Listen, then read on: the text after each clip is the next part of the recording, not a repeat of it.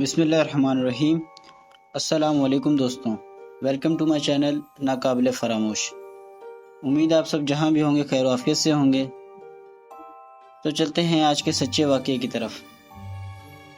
یہ واقعہ ایک بہن نے کراچی سے شیئر کیا ہے، تو چلتے ہیں یہ واقعہ انہی کی زبانی سنتے ہیں۔ السلام علیکم۔ یہ بات تقریباً 30 سال پرانی ہے۔ ہمارے محلے میں ایک ہاسپٹل تھا جہاں میری بڑی بہن ایڈمٹ تھی۔ ان کے ہاں بیٹا پیدا ہوا۔ دیکھ بھال کے لیے میں اور امی ان کے پاس رکے ہوئے تھے۔ ہوا کچھ یوں کہ رات کے 1 یا 2 کا ٹائم ہو رہا ہوگا۔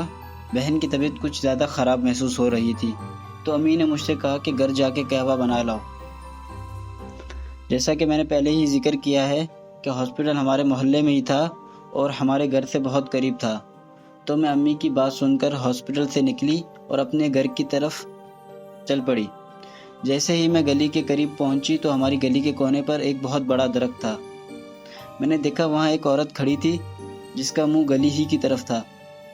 ایسا لگ رہا تھا وہ اپنے دوپٹے سے کچھ کھول رہی ہے، جیسا کہ پہلے کی عورتیں پیسے وغیرہ دوپٹے کے کنارے سے باندھ دیا کرتی تھیں۔ میں نے سوچا یہ بھی گلی میں جا رہی ہے تو چلو اس کے ساتھ ہی چلی جاتی ہوں، پر پھر سوچا دیکھوں تو صحیح یہ ہے کون۔ رات کا 1 یا 2 کا وقت ہو رہا ہوگا۔ محلے میں دور دور تک کوئی شخص نظر نہیں آ رہا تھا۔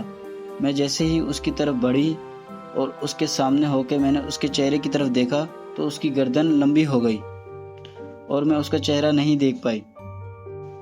میں نے اور سر اٹھایا تو اس کی گردن اور لمبی ہوتی چلے گئی، یوں وہ اس درخت سے بھی کافی اوپر چلے گئی۔ تب مجھے ایک دم سے شوق لگا کہ ایسے کیسے ہو سکتا ہے، اور بس اس کے بعد مجھے بس اتنا یاد ہے میں زور سے چیخی اور بے ہوش ہو گئی۔ اور جب صبح اٹھی تو اپنے گھر میں ہی تھی جہاں محلے کی اور بہت ساری عورتیں مجھے دیکھنے آئی ہوئی تھیں۔ پتہ چلا کہ میرے شور سے رات میں سب اٹھ گئے، کیونکہ تب اتنا شور وغیرہ نہیں ہوا کرتا تھا، اور وہ جب دیکھنے آئے تو مجھے بے ہوش پایا اسی درخت کے نیچے۔ جی تو دوستو، یہ تھی آج کی سچی کہانی جو ہماری ایک بہن نے کراچی سے شیئر کی تھی۔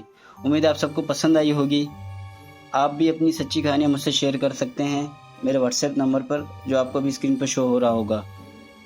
اگر چینل پر نیو آئے ہیں تو کائنڈلی سبسکرائب کر دیں۔ اللہ پاک سب کو اپنے حفظ و امان میں رکھے۔ جزاک اللہ۔ اللہ حافظ۔